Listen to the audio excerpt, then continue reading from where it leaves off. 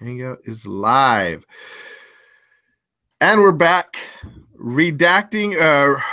Was it? I already got it wrong. Reverse redaction. Reverse redaction. My name is Judah, and I am here with Ford.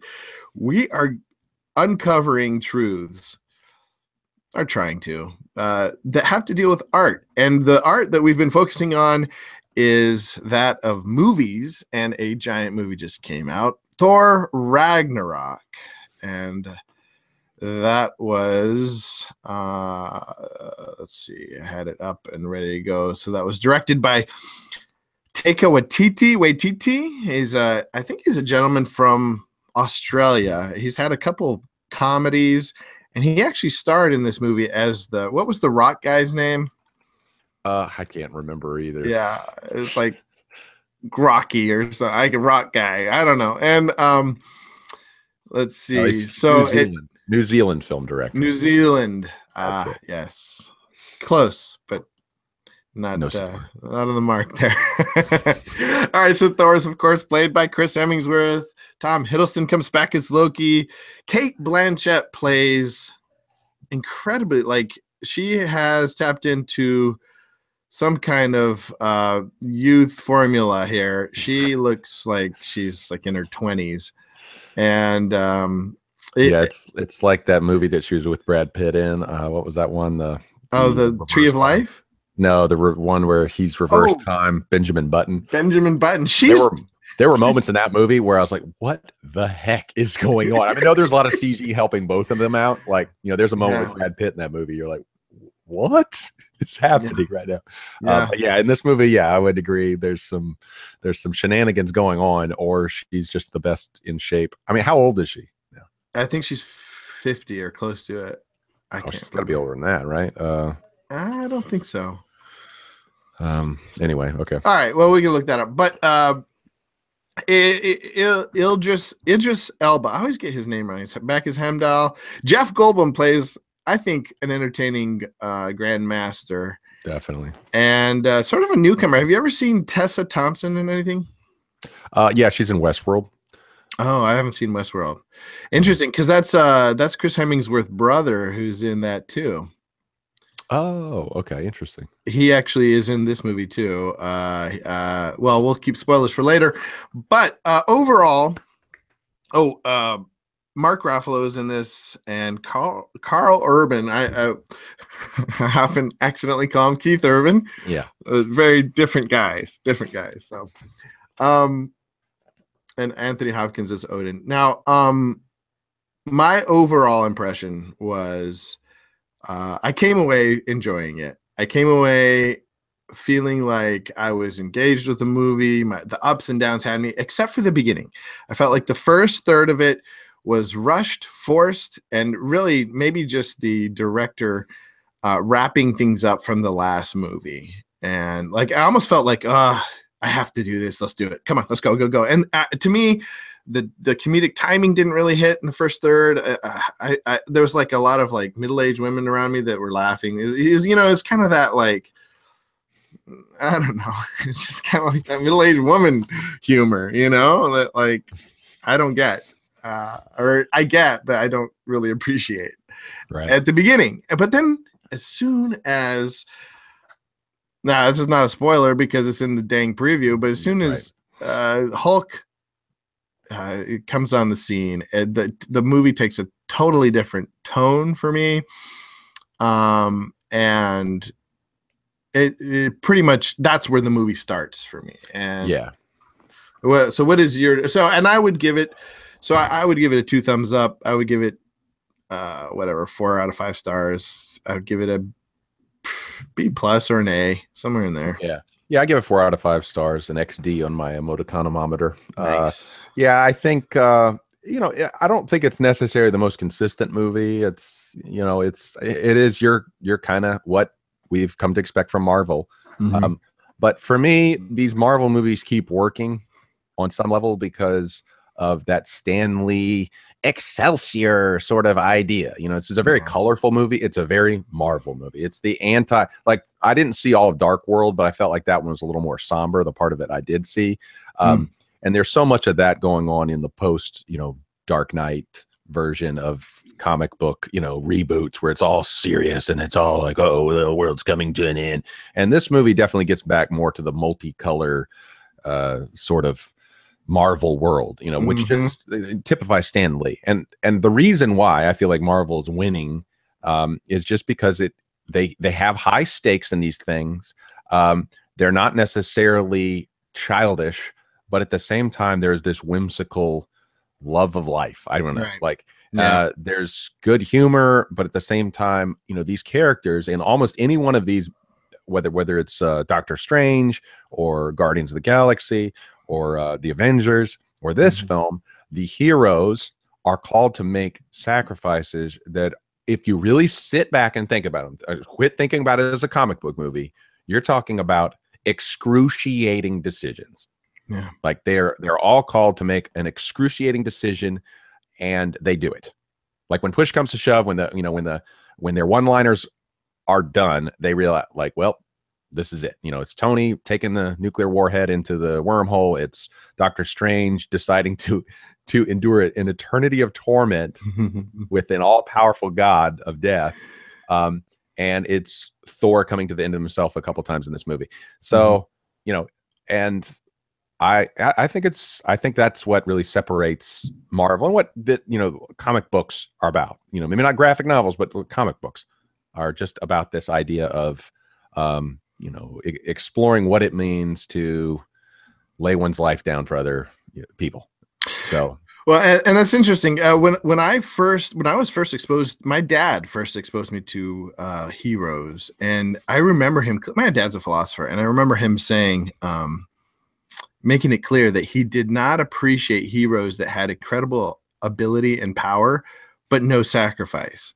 Like, and I remember him and me drawing. We would draw Iron Man. He really liked Iron Man because Iron Man had this, like, he was dependent on this suit, and he also had this thing in his chest. I don't know. I can't remember. It was a long time ago, but I remember coming away with the idea and really taking away till now and the idea that heroics without sacrifice is not heroics. It's just some kind of fantasy, right? Right. Yeah.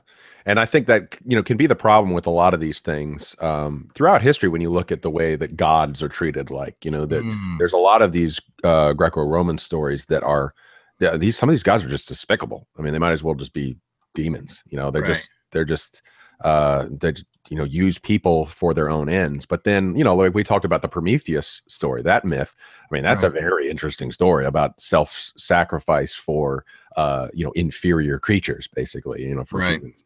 And so those kind of stories pop up all throughout history and all throughout different religions and different myths, where there is this someone pouring themselves out for people that others consider irredeemable. And so that comes up a lot in Marvel movies, and really, in a post-Nietzschean, post-atheist sort of art world, this is one of the ways that these questions have kind of bubbled back up to the surface. And when people ask, like, why do comic book movies rule everything? Well, it's because they're asking these questions. We can't escape them. So exactly. And that's why people like him, like you said. But one of the criticisms that I've heard since the onset of George R.R. Martin's fame and the Game of Thrones sort of the use of death. One of the criticisms I heard of these Marvel movies is nobody dies. The high stakes only go so high. So they have excruciating decisions to make, but when it comes down to it, it feels like a fake world where nobody actually dies. So the stakes are contrived. I mean, but it is comic books. I mean, and so I think, it is those bigger questions mediated through a more, something for children sort of outlet. I mean, it's the same with Star Wars. It's the same with, Dragon Ball Z, like, for sure. I mean, Goku dies 1,000 times and just gets brought back to life. Like, You know, that's just the serialized nature of comics. Yeah. Comics. I mean, it's soap operas for boys, basically. You know, I mean, they're gonna keep coming back, and so you know that's the problem with anything that is serialized. Like, it turns into a soap opera at some point. Like, it's never going to have a finite end. Right, and I so that they do use some things to sort of give a sense of death. Well, I mean, there are people that die, I guess. Odin dies, and sorry, that's right. Oh, and Thor loses an eye in this, so I think that surprised me. Oh, right, yeah, and well, and you know, I mean, the fact that he lost his hammer in the first act, or you know, not I mean, pretty early on in the movie, that was kind of a big, you know, for fanboys, that's a death. I'm gonna have to get some water. Hold on. Go ahead.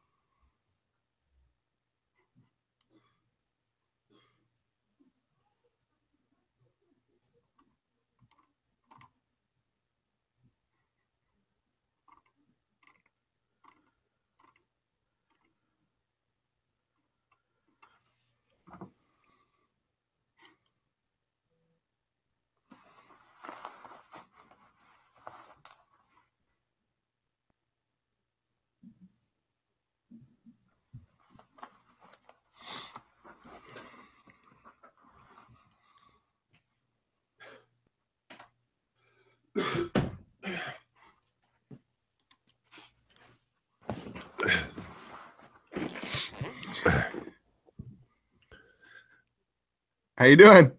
Yeah, I don't know. Dad got pneumonia this week, and then the rest of us got something. So, oh god. All right, let's cut it back in. Yeah, I hope it's not ammonia. Pneumonia. Pneumonia.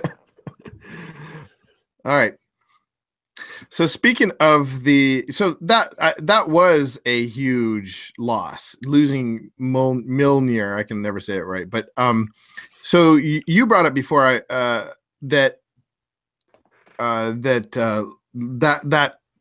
event was spoiled in the preview. Yeah, I would say my biggest complaint about this movie is just giving too much away in those previews. The Hulk reveal, that would have been a great reveal in the movie. And that's for me one of the reasons why the first half just isn't as strong, is because we knew that the hammer was going to be destroyed.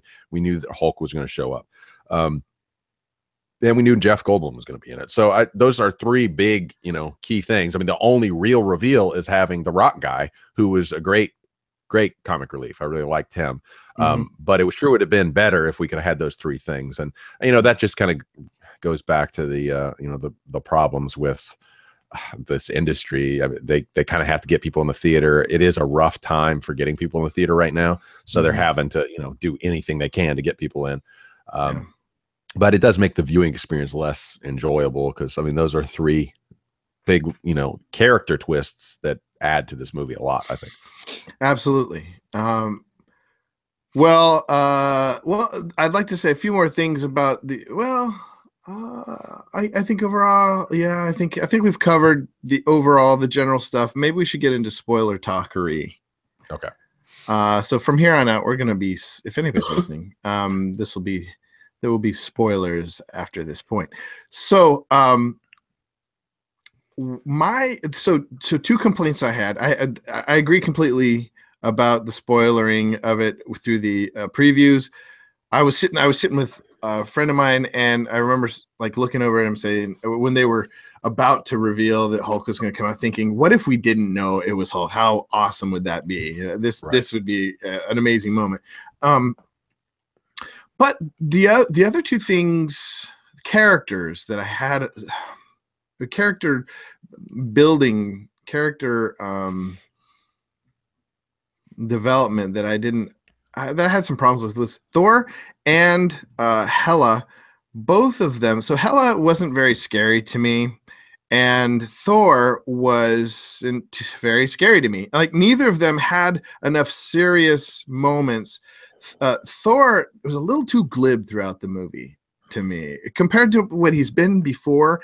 And I mean, it's fine for him to be a little bit more upbeat, but I needed more of these moments where they've sort of established him as a real serious guy, and then all of a sudden he's kind of a doo-doo-doo, you know. And you're gonna comment on that? Yeah, I don't know. I mean, even in the first one, I mean, there are these moments like, I need sustenance. You know, there was some jokes with the diner that I remember about how much he could eat, how much he could drink. And I don't know, he even had comic relief moments in Avengers as well. Like because he is kind of he's not an idiot, but he is kind of, he is kind of a heart of gold, head of lead in comparison to the other people around him. That is true. Like an innocent guy. Yeah, he is just kind of this innocent, you know, surfer guy god. And, you know, in the comics, he was like that, from what I understand. Like he spoke very baroquely. It was like this baroque way of speaking, but at the same time, it was kind of like jocular, you know. So he was the surfer god. I think that's kind of the best way to think of him, you know. Which, I mean, that's why Hemsworth's playing him. He's a surfer. Is he? I didn't know that. He's a surfer. Yeah. So, you know, an Aussie surfer, I think it's kind of perfect. So yeah, I don't know. I thought it fit. I do agree about Hela, though. She, you know, Blanchett nails it. She does great. But again, like her power, we kind of know what's coming when she's able to break the hammer. But then after that, she just kind of throws these swords. And while that's very powerful, it's just not very visually engaging or creepy. You know, it's just, I don't know. They just needed something a little more sinister. I feel like with her, she, you know, like Saruman is sinister, you know, like the Pennywise the clown is sinister. Like, she's the goddess of death. We need more than swords being thrown out. Like, yeah. Swords and raising an army of skeletons. Like, the skeletons were just, that's just so overdone. So cliche undead, you know, it's like, they were so dumb. And they weren't very effective soldiers either. I mean, they just seemed to get, you know, I mean, that happened in Lord of the Rings. It happened in Hellboy's army thing, Golden Army or whatever it was. Yeah, it's just like, I don't know. It's just, that was kind of lame to me. I like the wolf. Maybe if it was an army of wolves or something. That would have been cool. I felt like there needed to be a scene where Hela, I mean, this sounds sick, but like she has her wolf crunch a baby or something that just raises the stakes of her evilness, you know, right? And makes you feel like she'll do anything. Yeah, and you're right. I mean, you compare it to George R.R. Martin. There's, you know, spoilers, scene in the latest season with the Queen of Dragons, in which she uses the dragon in a way that instills fear, you know. So, and she's the good person, you know, supposedly. I mean, she is in comparison, I guess. But you know that, yeah, you're right. There is the kind of kid gloves approach that sometimes characterizes the Marvel world that kind of keeps it from being quite having the stakes. Whereas I feel like in Doctor Strange, I felt like that villain in Doctor Strange, you know, not just the Hannibal guy, not just his character, but the god demon thing was frightening, you know, and I think you kind of need that if it's the goddess of death. I agree. Maybe some kind of like black cloud or something. Instead of, I didn't understand the swords, the jaggedy swords. Like, it felt more like what's his name, Scorpion from Mortal Kombat or something. You know, get over. But even if she had said like, "Get over here," that would have been, you know, much better. It's just kind of, they come out and they stick you. Yeah. So okay, a couple themes. Do you have so you're talking about, so the theme of self-sacrifice, right, and I think choice, right. So he has a couple moments where he goes into this unconscious state where he's kind of brought to the end of himself, and you kind of wonder, like, well, what has he got left? I mean, he doesn't have the hammer with him, so what is he going to do? And him and the Hulk both kind of have to go through that, have to make a conscious choice to get to the edge of death in order to tap into their real power. And I think that's my turn. Sorry. It's contagious through the airwaves. Whoa. I think that theme comes up here with both of them, and it comes up pretty funny with Hulk, with Bruce Banner when he makes his decision to do that at one point, and like, well, now you're going to see who I really am, and donk. So, but they both have to make a decision to die, in order to, or put themselves in a situation to, come to the end of themselves in order to tap into their real power. So I think that is something we all have to think about, because we're not really, we live in a world where most of us are not in tangible war. And so as humans, we're not pushed to the limit as much as we probably can be. And when humans are pushed to the limit, that's when new things happen. I mean, the good things come of it. So that I liked. And then the other thing I really liked is, big spoiler, when the revelation that comes to Thor that, from his dad, that Asgard is not a place, it's the people. And so that, that gives him the will to make a big change, like, and make a true leadership decision that nobody else would make.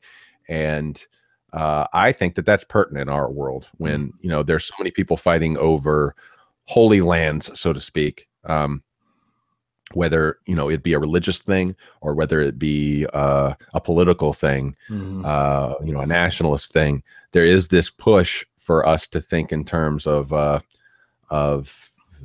material world, when sometimes, ideas can travel much further. And I mean, we have this thing called the internet now. And for me, I was living in India for 5 years, and that was kind of where we were carving our life out and, learning about Indian culture and stuff like that. And so I do feel like I've kind of lost that place since, some setbacks and closed doors happened, and I had to come back here. And now, I've started reconnecting with my Indian viewership and friends and fans because of the internet. And, we have this thing, this way to connect with people that is, the internet is not a place, it's the people, it's just us talking to each other and having these. And so I think that is kind of a pertinent thing that, if we could think outside the box, which is what his character does there at the end, in a lot of interpersonal conflict, whether it be with businesses or nations or religions, we probably could find some interesting workarounds if we would just, apply that kind of thinking. So I don't know. I mean, it's a lot of reading into it, but I think that's actually there. I think there's something actually there about not just getting stuck in old ways of thinking. Yeah. And so, yeah. And I really appreciated them focusing on that idea as the central idea, especially towards at the end. What I didn't like was that did you feel sad when the kingdom, what is it? I always forget the name. Asgard. As Asgard was being destroyed, did you feel a loss? No, I think there's something weak about the way that the Asgardians are portrayed. Like they just kind of seem like, vanilla fluff. I don't know. It's just, so you don't really feel the stakes for the people. The idea is there, but maybe it's just not executed well. I don't know.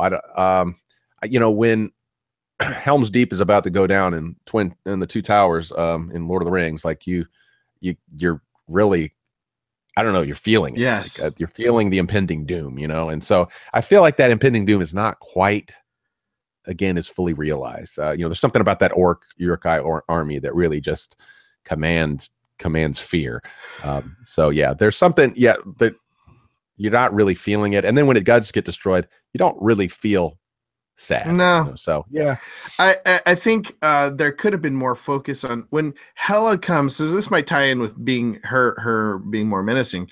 When she establishes herself there, if she had had more interactions, if there had been more plot, instead of her fighting armies, instead of her faceless soldiers, and instead of just those killing off the friends so fast at the beginning. right. If there had been some kind of subplot with, they're subverting revolution, their own revolution, there is that theme of revolution in the movie. They could have used it here, and they kind of did with Hemdall, but I don't think it was very well executed. And I heard there was some scenes cut out where Loki actually joins them and helps them get off, get out of there.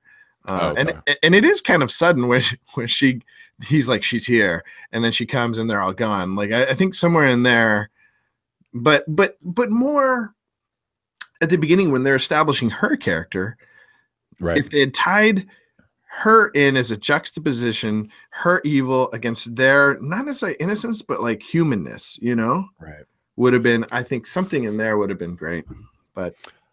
Right. And I think one of the other things we both liked was the fact that there's no real love interest in this movie. So the Valkyrie, she is actually a colleague instead of a love interest for Thor. Yes. And I think we both like that her, the Hulk, and Loki and Thor, they're all together colleagues. And so, there's just not too many movies, especially blockbuster movies, where you don't have some love interest, making, got to fit everything in. You got to squeeze every angle in, to fit every type of whatever the audience is expecting.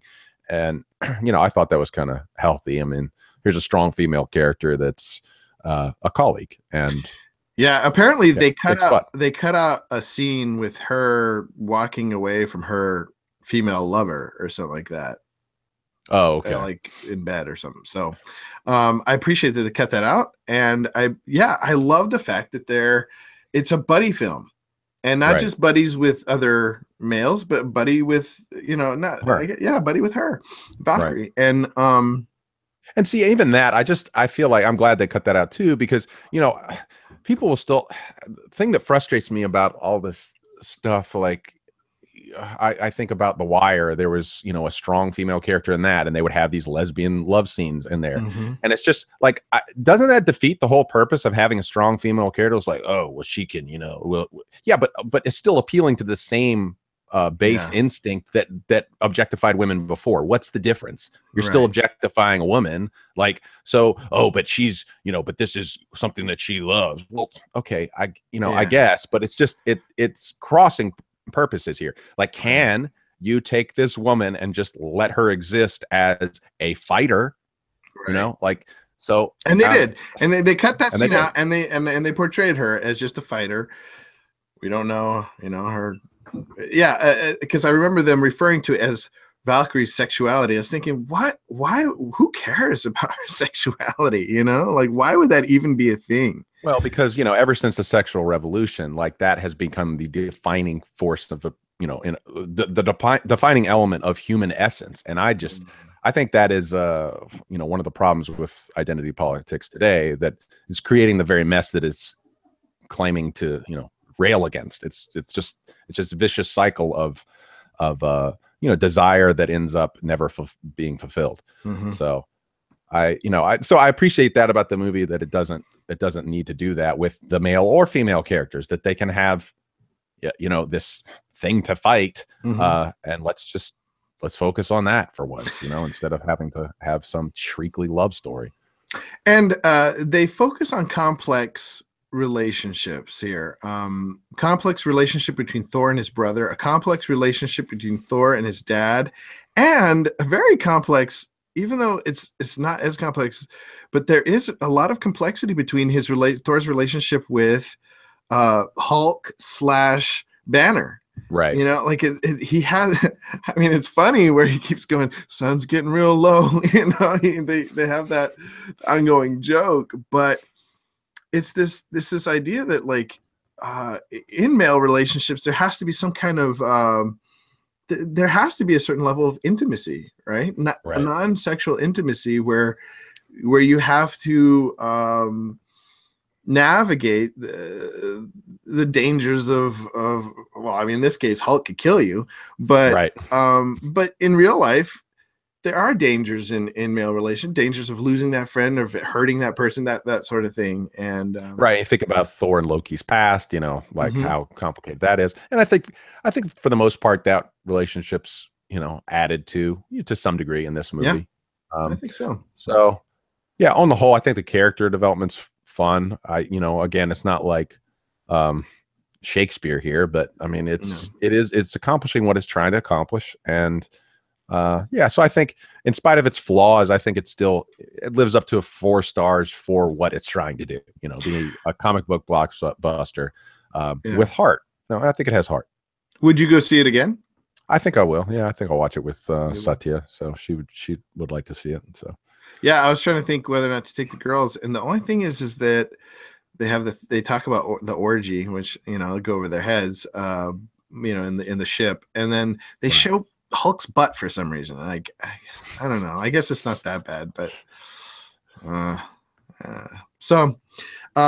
well then, so what can we take away from this as men working on being better us's?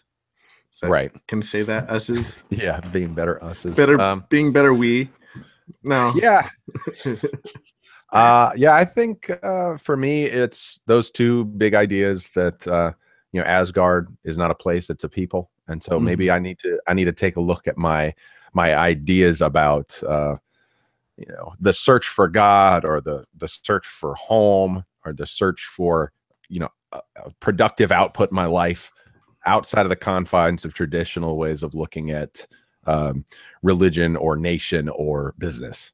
You know, like that there are other ways to pursue this that may take a shift in mind. And, you know, I think we're at a place in our history where a lot of this stuff is being changed. You know, we're moving from gold-backed currencies to cryptocurrencies. You know, like we're moving from nations that, you know, trade across a line, you know, to people that trade across the internet. And, you know, in my own case, you know, being you know, a Christian who is, you know, learned a lot from India, and, you know, I want to have new ways of discussing these things with Hindus, and think about it as trade, you know, not just thinking about it as a one-way, you know, top-down consumption. Yeah, you know, like I'm going to take from you, and, you know, for my own benefit, or I'm going to, you know, delegate to you everything I know, and not going to learn anything from you. So I think there are, and you know, when Asgard is destroyed, then that allows, you know, them to try to find a new way to find home, you know. So well, how do we make that more concrete? Like, let's well, if we don't mind, like, what about for you, how did you do that when you were in India? Like, think of your kingdom as something, not a place, or did you think of India as your place? And so, yeah, I think that's the big difficulty, because, you know, humans are, you know, we're geographically located, you know, and so, and there's something about a place that really informs the way that you live, and, you know, you have to adapt to your surroundings, and you know, culture comes from places. So I think, you know, there's nothing wrong with that kind of culture, and it's great. It's to be celebrated and to be shared. But I think, you know, we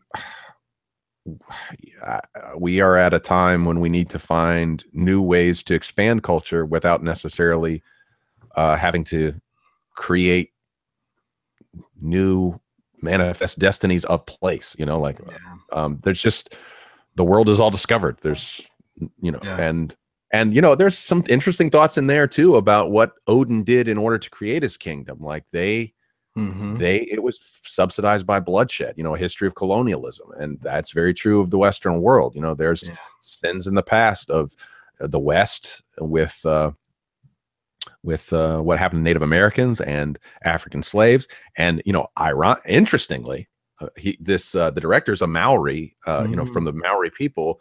His you know, half Maori, half I think Russian. His father or something. So that was another a case of colonialism, but he is a success story that came up from that, and that he would make that kind of thing. You know, like he does not side. See, I think it's very tempting for anyone who's been subjugated to side with Hela on this argument, because, well, you know, Odin was actually a bad dude anyway. Let's just overthrow the kingdom and we'll just start. But like, do you really want the goddess of death on your side? You know, is, you know, envy the way to destroy? Oh, anyways. So yeah, I haven't fully thought through that whole thing, but I think there is a real appeal, you know, a real temptation to just say everything is crap. Let's just start over. Yeah. And well, I kind of, I don't know, maybe just edit this part out.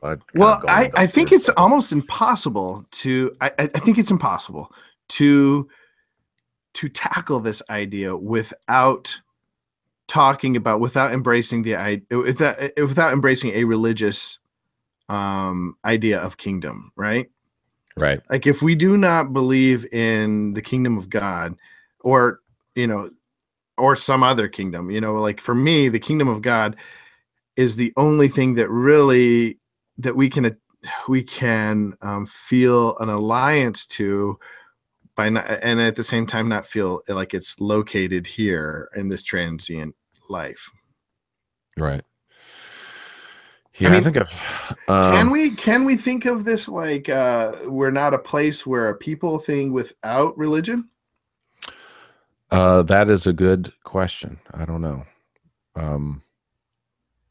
A culture, but you're right though, that culture is so tied into location, place. Yeah. And not just location, you're right. Place, it's like houses and you know, every little thing that we deal with on a regular basis, like it's not transient. Culture is not transient. Right.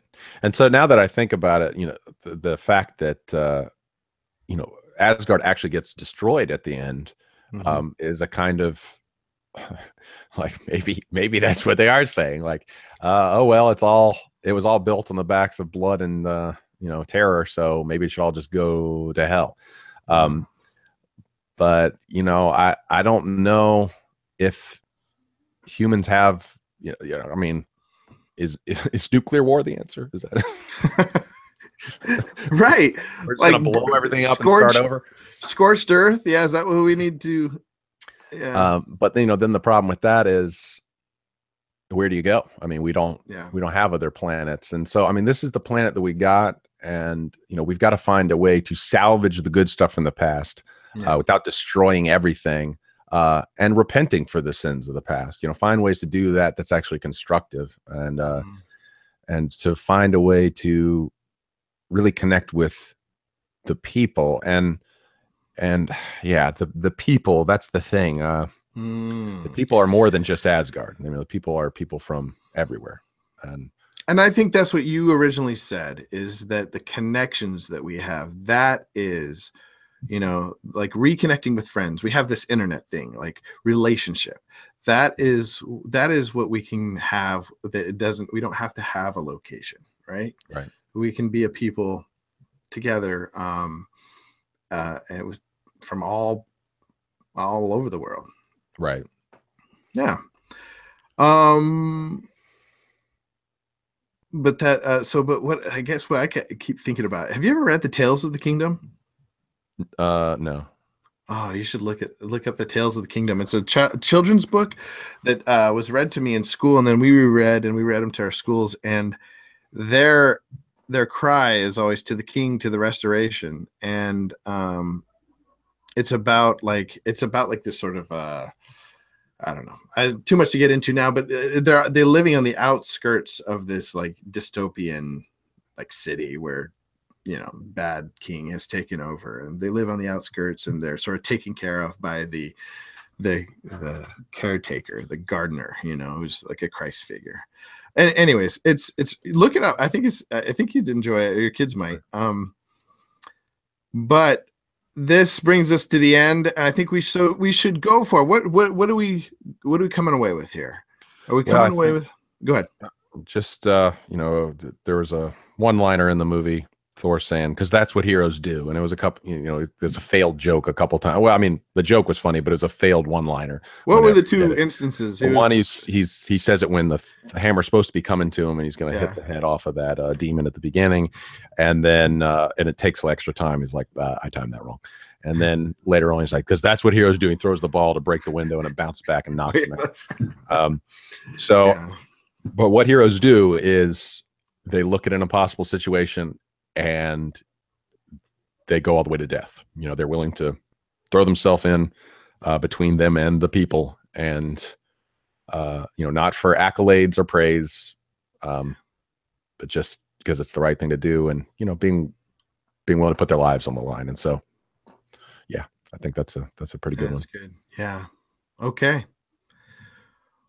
Well, let's go forward into today and this week, being willing to put other people before us, and but also, like you said, sacrifice. It would be willing to make that crucible decision, right, and not come down on the side of our own comfort.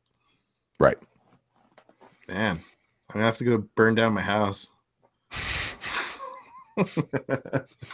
It's funny because I've always had this sort of transient feeling about home, but it's helped that I've always had like a sort of headquarters back, you know, with where my family was, you know, to go back to. And I remember you telling me like something like somebody in your family sold their house or something, and it really rocked your world. That has happened to me too. Yeah, definitely. It's amazing. Place can do too.